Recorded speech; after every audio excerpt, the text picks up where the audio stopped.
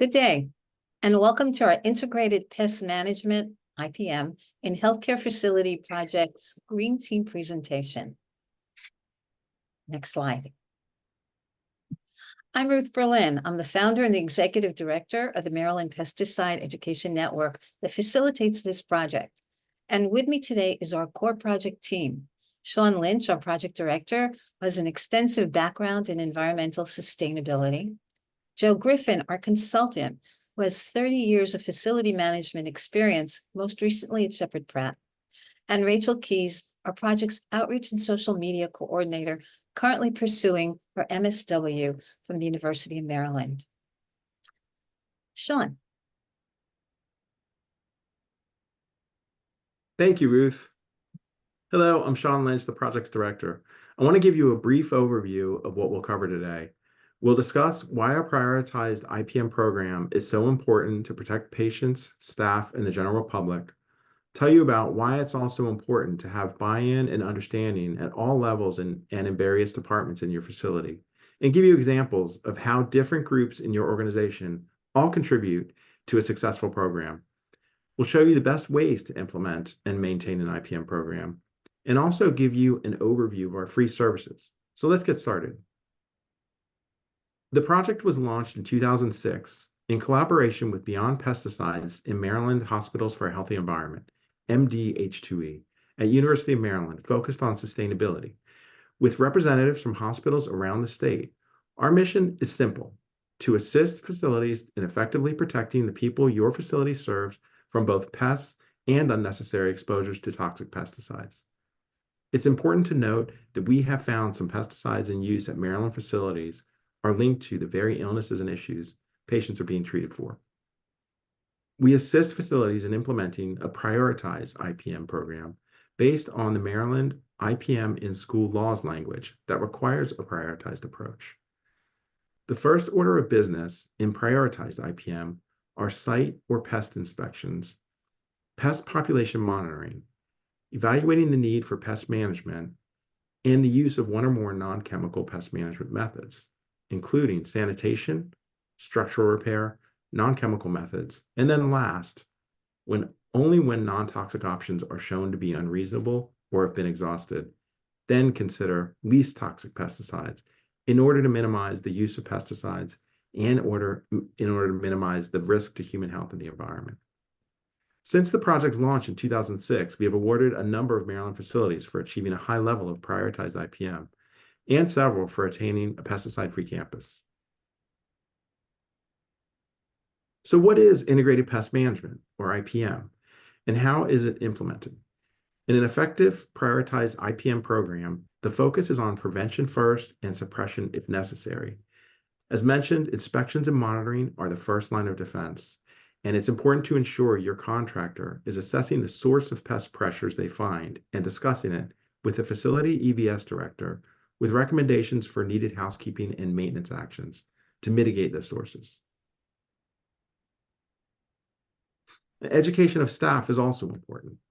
IPM is a staff team approach, and we want all team members focused on good pest preventive practices. Non-toxic strategies are also key in being proactive about prevention. And as noted, these can be sanitation, structural repair, and various non-chemical methods and products. Finally, when all of these are exhausted, only then is the use of least toxic pesticides considered as a last resort to manage pests. As you can see, the backbone of success are housekeeping and maintenance practices. We also want to mention that even with IPM, a vendor still might attempt to use toxic pesticides against your prioritized IPM policies requirements. So to be effective, an official IPM policy should be established and shared with all staff to ensure continuity of processes, despite those inevitable changes in management. As we all know, documenting it is critical for any policy to be effective. And of course, it's also true for pest and grounds management. The policy will ensure that your facility continues to prioritize non-chemical pest and weed prevention and intervention to protect the well-being of patients and staff. And all staff benefit from knowing the hospital's IPM policy and how they play a role in your IPM program. Food service, housekeeping, and maintenance staff benefit from more detailed training on why minimizing both pests and pesticides is important, and how their responsibilities specifically relate to pest prevention. Other facility staff, for example, nurses, doctors, and administrative staff, also need to be aware and support the policy by doing things like properly handling food in all locations, including at desks for meals. Now I'll pass it over to Rachel. Thanks, Sean. As mentioned, pesticides used in facilities can actually be linked to and can exacerbate the very issues patients are being treated for. This can potentially lead to confusion in diagnosis and in treatment due to the impact of the patient's pesticide exposure. For instance, if an ER was recently treated for bed bugs with a product like Sterifab, this can lead to an asthmatic patient not being responsive to treatment or the worsening of their symptoms because this pesticide is known to aggravate respiratory illness. By definition, your facility serves vulnerable populations, and these are the very people who are at the greatest risk of the adverse effects of pesticide exposures. So this brings me to ask, did you know that some disinfectants used in facilities are actually EPA registered pesticides? These can cause acute or long-term health issues in not only patients, but also any staff that may have compromised immune systems, asthma, or allergies. There are safer and effective disinfectants that are identified on our one-of-its-kind website, saferdisinfectants.org. This website will also assist you in identifying the risk level of the disinfectants that are currently being used in your facility. As you can see, pest management is a public health priority. Furthermore, scientists have discovered that the dose does not always determine the poison. For example, endocrine disrupting pesticides that include synthetic pyrethroids are commonly used for mosquito control, bed bugs, and more in facilities. These can have an inverse reaction, the opposite reaction. The lower the dose, the more adversely impactful it is. Pesticides are already linked to adverse health impacts. When we consider this endocrine disrupting class of pesticides that are widely used in healthcare, it's critical that facility management ensures, at the very least, that your vendors are following IPM as codified in the Maryland IPM law for schools, whereby the first line of defense is non-chemical prevention and intervention, with least toxic pesticide only considered as a last resort. Now I'll pass it over to Ruth. Thank you, Rachel. Several important FYIs we wanted to share with you. It's important to ensure that your vendors no longer use this highly toxic Maryland banned pesticide, chlorpyrifos. EPA determined chlorpyrifos to be dangerous at any detectable level. And unfortunately, even 3 years later, some pest control vendors are unaware of this Maryland ban that went into effect in 2021. And they're purchasing it online and using it, maybe unknowingly, illegally. And speaking of chemicals of concern, you may have heard the news about PFAS, commonly known as the forever chemicals. They're a group of chemicals that persist in the environment and bioaccumulate in people. Just one exposure can persist in our bodies, in your body, my body, for over a decade and impact our health. PFAS exposure is known to cause serious health issues, including various cancers. PFAS have been found in Teflon pans, firefighting foam, clothing, cosmetics, even toilet paper, plastics, in our food, in our drinking water, and other products. And most recently, we have found in a concerning number of pesticides. And some of those PFAS pesticides are currently being used in healthcare facilities in our state. The current EPA maximum lifetime level for PFAS in our drinking water is 4 parts per trillion. Recent research found pesticides containing PFAS at thousands parts per trillion. 4 parts versus thousands. 2 new products being particularly promoted for use in healthcare by their manufacturer are fipronil plus C and bifenthrin plus C. They are PFAS pesticides, and there are at least 1,000 out of the 14,000 pesticides registered for use in Maryland that are actually known to be PFAS pesticides. There are likely others we have yet to identify, so relying on pesticides in any healthcare facility, already a serious health concern, is now of even greater concern for patients and staff. Maryland legislators are working to pass a Maryland bill to ban the use of these known PFAS pesticides in 2025.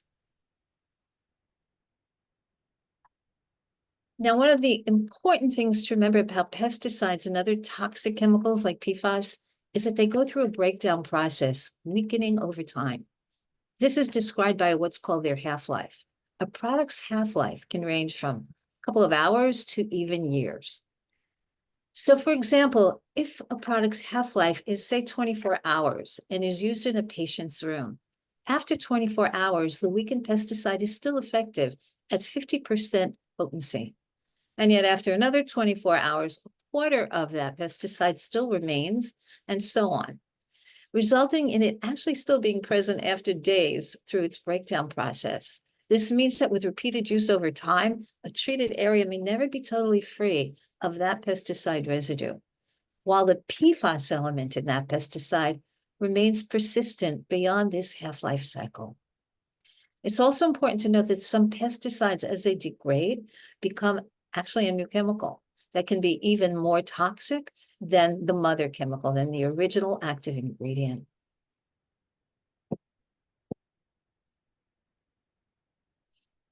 Years ago, we did a survey widely responded to by Maryland healthcare facilities. Here's what we found. As you can see, 25 most used pesticides in Maryland facilities, many that are still being used today, are linked to very serious chronic health issues patients are being treated for.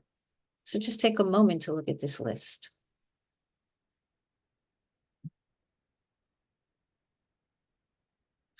We want to share some concerning potential examples with you. A reminder, exposures can exacerbate the very challenges our patients are being treated for. For example, we have found neurotoxic pesticides used in NICUs that can exacerbate a newborn's neurological base condition. Next. And as previously noted, asthma exacerbating pesticides have been found to be used in emergency rooms and pulmonary units. And heart impacting pesticides have been found to be used in cardiology units. Such exposures can complicate a patient's diagnosis and treatment. Next. Pesticides are, of course, used in our operating rooms, and for good reasons. We earlier discussed the half-life of a pesticide. Well, many pesticides' half-lives in the air or on surfaces can be anywhere from hours to days to weeks and so on. The turnover in an OR can be just over 30 minutes, and they are often treated with pesticides within an hour of a surgery. So here's a concerning scenario. Patients rolled into the operating room, first breathes in the pesticide residues prior to inhaling the anesthesia needed for that patient's surgery.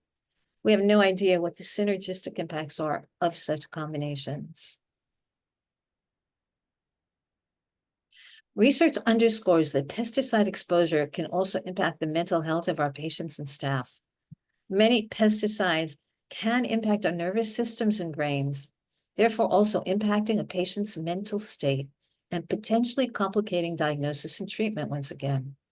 This is a critical issue for healthcare facilities, including those facilities that actually specialize in addressing psychiatric, developmental, and neurological issues. We have an informative article available on our website about such pesticide-related impacts. Next slide. So imagine the patient in the ER having a psychotic episode. That's why the patient is there. And that patient is being exposed while waiting in the ER to a pesticide recently sprayed for, say, bed bugs, known to exacerbate delusions, hallucinations, aggression, and other psychotic symptoms. And then there are your staff who also may suffer from anxiety or depression, or might even be bipolar, and are on medication, being exposed to a symptom exacerbating pesticides on the job. And now I am really happy to turn this over to Joe, who can talk about what do we do. How can we use less pesticides and still be effective? Take it, Joe. Thank you, Ruth. Pest, of course, should not be tolerated, especially in healthcare facilities. For IPM to work, prevention is the key. A great prevention example is the simple door sweep. It has been found to reduce rodent entry by at least 60%. It's important for housekeeping and maintenance to address pests at the source, be they entry points, garbage, or food that attracts the pest. Staff education is also critical, be it ensuring staff don't leave food out in break room or at their desk. Use of least toxic pesticides should only, if ever, be a last resort.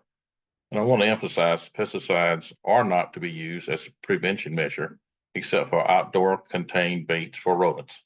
Pests can carry disease and viruses, be they flies, cockroaches, rodents, even birds.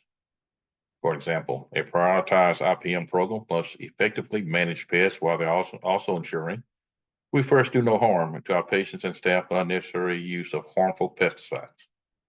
Keeping loading docks and adjacent areas clean and clutter-free is a key, as is maintaining a 6-inch inspection aisle for good visibility. Cleaning drains are critical to proper facility sanitation. Drains should be cleaned, followed by periodic flushing. Simply rinsing drains regularly with hot water has been proven to keep pests away. This requires housekeeping to regularly ensure grease is removed, as well as thoroughly cleaning under equipment in kitchens and elsewhere. Other areas in a facility that need to be monitored and cleaned include waste bins and recycling receptacles. And don't forget elevator pits. Vents should be regularly cleaned. Maintenance is also key to pest prevention and includes fixing leaks and making sure pests are sealed out. These are some good examples of exclusion.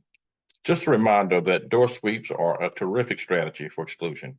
As you can see, there are multiple benefits to door sweep saving your facility money.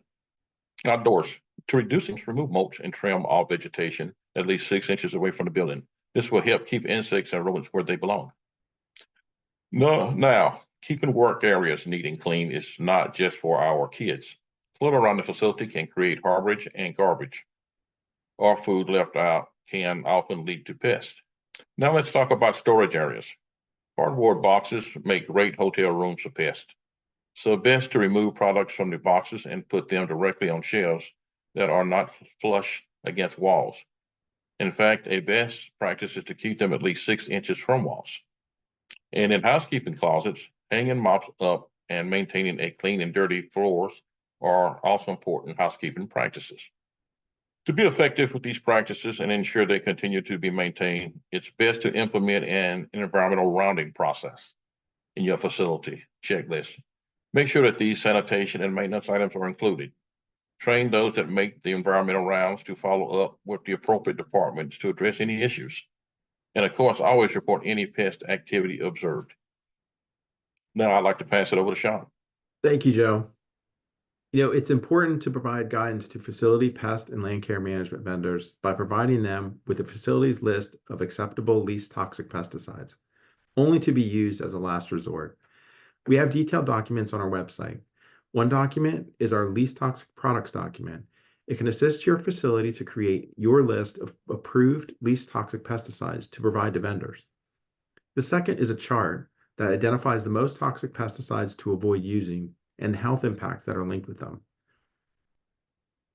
As mentioned previously, 2 examples are bifenthrin and fipronil, which are 2 PFAS pesticides registered in Maryland.